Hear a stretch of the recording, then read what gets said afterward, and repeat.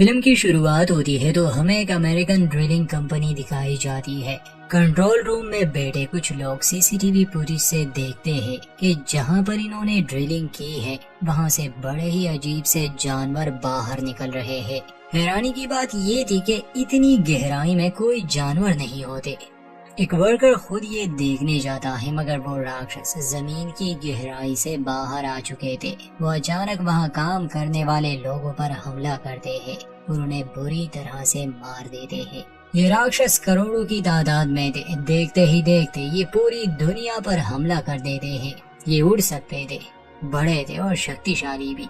बंदूक की गोलियां इन पर ज्यादा असर नहीं करती थी, इसलिए इनसे लड़ना बेकार था। सिर्फ एक दिन में ये दुनिया का नक्शा बदल देते हैं। करोड़ों इंसान मारे जाते हैं, बहुत कुछ तबाह हो जाता है।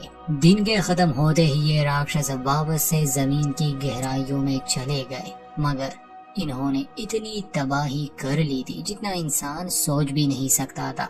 फिर इस हमले के बाद दुनिया भर के देश ये फैसला करते हैं कि अगर भविष्य में इस तरह का हमला होता है तो उन्हें इसके लिए तैयार रहना होगा। वो एक स्पेशल फोर्स बनाते हैं जिसका काम होगा दुनिया भर की गहरी जगहों पर नजर रखना, क्योंकि ये राक्षस नीचे से आते हैं। बल्कि ऐसे कामों को मुकम्मल तौर पर रोक दिया गया था जिसमें ड्रिलिंग होती हो। दुनिया के संसाधन काफी कम हो चुके थे, इसलिए लोगों को काफी मुश्किल पेश आ रही थी। कहानी 15 साल बाद की दिखाई जा रही है। 15 सालों में दुनिया पर उन राक्षसों का कोई हमला नहीं हुआ था, मगर फिर भी उन्हें डर रहता था। ये हमला तभी होता जब सूरज को ग्रहण लगता है, और इन दिनों भी ये होने वाला है, जिससे काफी लोग घबराए हुए थे। उन्हें डर था कि शायद दोबारा से हमला हो। धार्मिक लोग इन राक्षसों को शैतान कहते थे। उनका मानना था कि ये ईश्वर की तरफ से भेजे गए शैतानों की एक सेना है, क्योंकि इंसान अपने रास्ते से भटक चुका है, इसलिए उन्हें सजा देने के लिए जहन्नुम से ये भेजे जाते हैं। अब हमें कहानी का मेन कैरेक्टर डेविड दिखाया जाता है, जो एक कंपनी में काम करता था, मगर वो वहाँ खुश नहीं था क्योंकि उसकी कोई वैल्यू ही नहीं थी। खैर, वो वेंटिलेशन से एक मरे हुए जानवर को बाहर निकालता है और अपने बॉस से छुट्टी मांगने की रिक्वेस्ट करता है, जिस पर वो जवाब देता है कि इस बारे में फिर कभी बात करेंगे। डेविड निराश होकर वहाँ से चला गया। डेविड की पत्नी का नाम लॉरा है, मगर दोनों का डिवोर्स हो चुका है। लॉरा एक यूनिवर्सिटी प्रोफेसर है। उसी यूनिवर्सिटी में मेल्टन नाम का एक टीचर था जिसे लॉरा पसंद थी। उसे पता था कि अब वो सिंगल है, इसलिए वो उसे डेट पर ले जाना चाहता था। लॉरा ये सुनकर कहती है कि मेरे कुछ प्लान्स है। ये देख कर के मेल्टन को बुरा लगेगा, इसलिए वो उसके साथ डिनर पर जाने के लिए मान जाती है। इसके बाद हमें डेविड और लॉरा का बेटा टाइलर दिखाया जाता है। टाइलर वैसे तो अपने माँ के साथ रहता था, मगर कभी कभी डेविड भी उसे लेने आता। टाइलर की गर्लफ्रेंड थी मैडी और दोनों एक दूसरे को पसंद करते थे। हमें दिखाया जाता है कि मैडी उदास बेटी है। जब टाइलर उससे वजह पूछता है तो वो बताता है कि वो दिन फिर से आने वाला है और शायद इस बार भी वो दरिंदे हम पर हमला कर दे। मगर टाइलर उसे तसल्ली देकर कहता है कि पिछले 15 सालों में कई बार सूरज ग्रहण हुआ, मगर किसी ने भी हमला नहीं किया। ये भी ऐसे ही गुजर जाएगा। सीन शिफ्ट होता है मिलिट्री ऑफिसर गेरार्ड पर, जो अपने घर में था। उसे एक इमरजेंसी कॉल रिसीव होती है। असल में मिलिट्री अब उन जगहों पर पहरा देती जहां पर गहरे होल्स हुआ करते थे और उन्हें गेट्स कहा जाता। जब वो उस जगह आता है और वहाँ के इंजीनियर से पूछता है कि यहाँ क्या हुआ, तो वो बताता है कि हमें कुछ झटके महसूस हुए। ऐसा लग रहा है जैसे वो दरिंदे फिर से धरती पर हमला करने के लिए आ रहे हैं। आज से 15 साल पहले भी जब इंसानों पर हमला हुआ था, उस हमले में गेरार्ड बच गया था। वो कहता है कि मैं ये सब दोबारा नहीं झेल सकता, क्योंकि उसके सभी साथी उन दरिंदों के हाथों मारे गए थे।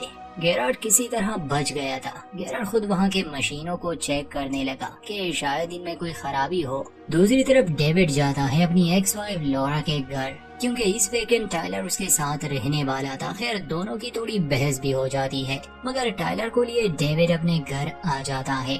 रात को वो और टाइलर जब टीवी देख रहे थे तो डेविड को उसके अंकल कॉल करके बताते हैं कि शायद वो हमला फिर से होने वाला है। तुम अपने परिवार को लिए यहाँ आ जाओ। मैंने एक शेल्टर बनाया है और तुम लोग यहाँ सुरक्षित रहोगे। शेल्टर का मैप वो डेविड को मेल कर देता है, मगर डेविड को नहीं लगता था कि ऐसा फिर से होगा। उसी रात गैरेट देखता है कि बेस पर हमला हो चुका है, मतलब कि वो दरिंदे जमीन से निकलने लगे हैं। वो वहाँ कई लोगों की जान ले लेते हैं और घबराया हुआ गैरेट ये सब देख रहा था। घर पर जब डेविड अपने अंकल से बात कर रहा था तो टाइलर न्यूज पर देखता है कि फिर से दुनिया भर में ढेर सारे समुद्री जानवर मर गए हैं और ये एक संकेत है कि वो दरिंदे वापस लौट रहे हैं। सुबह होती है तो न्यूज चैनल और रेडियो पर लोगों को अलर्ट किया जा रहा था कि सूरज को ग्रहण लगते ही हमला होगा। लौरा को अपने बेटे की फिक्र थी। जब पहली बार ये हमला हुआ था उसके बाद लोगों ने बड़े बड़े शेल्टर्स बनाए। लौरा ने ऐसे ही एक शेल्टर में रिजर्वेशन की थी। वो डेविड को कॉल करके बताती है कि वो टाइलर को ले आए क्योंकि वो लोग शेल्टर में छुपने जा रहे हैं। डेविड उसे समझाने की कोशिश करता है कि मेरे अंकल ने मुझे बुलाया है, शायद हमें वहाँ जाना चाहिए, मगर लौरा उसकी बात नहीं सुनती। टाइलर जब देखता है कि हालात काबू से बाहर होने वाले हैं तो वो एक आखिरी बार अपनी गर्लफ्रेंड मैडी से मिलने जाता है। दोनों एक पार्क में मिलते हैं। वो डेविड से छुपकर चला जाता है, इसलिए जब डेविड उसे ढूंढने लगा था कि वो उसे लौरा के पास ले जा सके तो वो उसे कहीं नहीं मिलता। ये जानकर लौरा को फिक्र होने लगी। वो मिल्टन को इस बारे में बताता है। मिल्टन टेक्निकल चीजों में अच्छा था, इसलिए वो उसका सेल फोन ट्रैक कर लेता है। आहिस्ता आहिस्ता करोड़ों की तादाद में वो दरिंदे आसमान में दिखाई देने लगे। लोग जब ये सब अपनी आंखों से देखते हैं तो भगदड़ मच जाती है। टाइलर और मैडी पार्क में खड़े इस डरावने नजारे को देख रहे थे। तभी डेविड वहां पहुंच जाता है। सायरन बजने लगे थे। सभी लोग अपनी जान बचाकर भागने की कोशिश में थे। डेविड टाइलर और मैडी को लिए किसी सुरक्षित जगह जाने वाला था, मगर ठीक समय पर मिल्टन और लौरा भी पहुंच जाते हैं, इसलिए ये लोग उनके साथ कार में बैठ गए। डेविड कहता है कि हमें मेरे अंकल के पास जाना होगा, मगर मिल्टन ने पहले से ही अरेंजमेंट्स कर ली थी। कुछ लोग सड़कों पर निकले थे और इसे कयामत का दिन मान रहे थे। डेविड की बात कोई नहीं सुनता और ये लोग एक मिलिट्री शेल्टर में चले जाते हैं, मगर वहाँ इतनी भीड़ थी कि कुछ ही समय में वो शेल्टर फुल हो जाता है। हालांकि वो सिर्फ बच्चों और औरतों को ही अंदर ले जा रहे थे। इस बात से लौरा बहुत उदास हो जाती है, बहुत चिल्लाती है कि हमें अंदर आने दो वरना हम यहाँ मर जाएंगे, मगर काफी लोगों को ऐसे ही छोड़ दिया जाता है। डेविड लौरा को लिए वहाँ से बाहर निकलता है। उसे समझाता है कि मेरे पास प्लान है, समय बहुत कम है, जल्द ही वो दरिंदे इंसानों पर टूट पड़ेंगे। मिल्टन को डेविड पसंद नहीं था। वो कहता है कि हम स्कूल के बेसमेंट में चले जाएंगे, वो जगह सेफ है, मगर टाइलर कहता है कि वो जगह भर चुकी होगी और वो बिल्कुल भी सेफ नहीं है। मिल्टन किसी की बात नहीं सुनता और उसी रास्ते पर जाने लगा और जैसे ही ये लोग थोड़ा आगे जाते हैं सड़क पूरी तरह से बंद थी, क्योंकि सिर्फ यही लोग नहीं थे जो अपनी जान बचाना चाहते थे। मिल्टन कार रोकता है। ये लोग बाहर निकलते हैं, तभी सूरज को ग्रहण लग जाता है।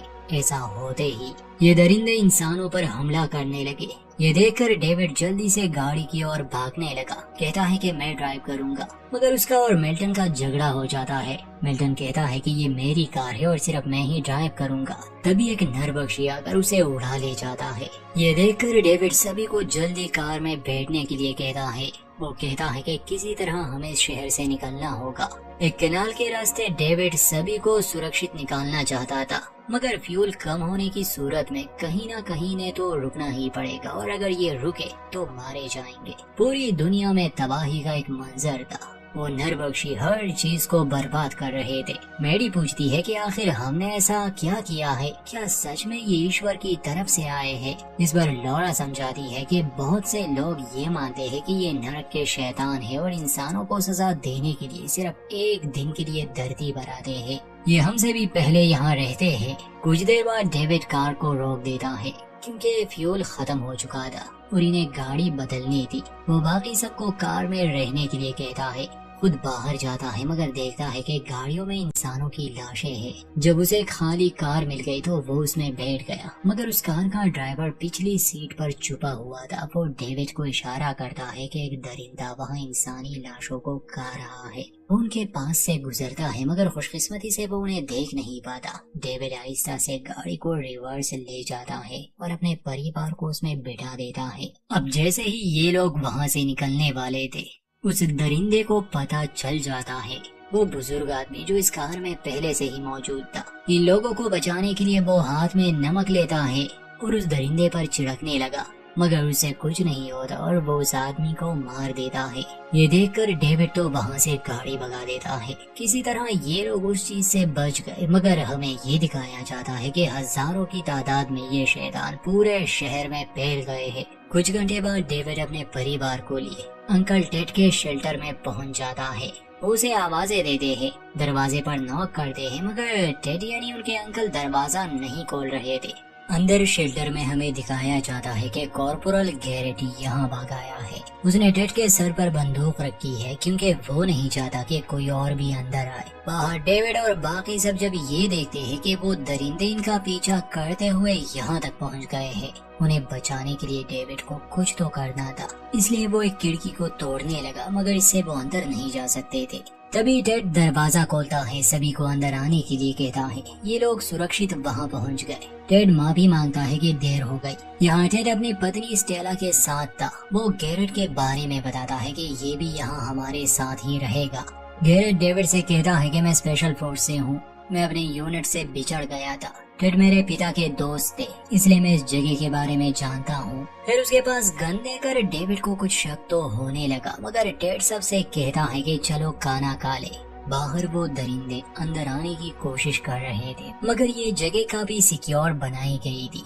खाना खाते समय मैडी पूछती है कि आखिर ये हमें कैसे देख पाते हैं, क्या ये दरिंदे दीवारों के आर पार भी देख सकते हैं? इस पर गैरेट समझाता है कि नहीं, ये ऐसे काम नहीं करता, मगर मुझे यकीन है कि ये हमारी आत्मा को देख सकते हैं, हमें महसूस कर सकते हैं, इसीलिए तो इन्हें बनाया गया है हमें सजा देने के लिए। जब पहली बार हमला हुआ था तो इन चीजों ने मेरी आंखों के सामने ही मेरे साथियों को मार डाला और फिर उन्हें खाने लगे। मैं कीचड़ में गिर गया था जहां नमक भी था, ये मुझे नहीं मार पाए। जब गैरेट अपना ये किस्सा सुना रहा था तो टेड डेविड को नाइफ उठाने का इशारा करता है। वो समझ चुका था कि गैरेट से इन्हें खतरा है। डेविड नाइफ को उठा लेता है।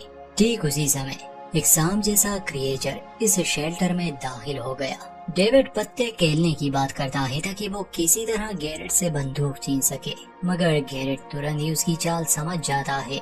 वो अपनी गन निकालता है और सबको धमकाता है कि मुझे बस एक रात यहाँ बितानी है।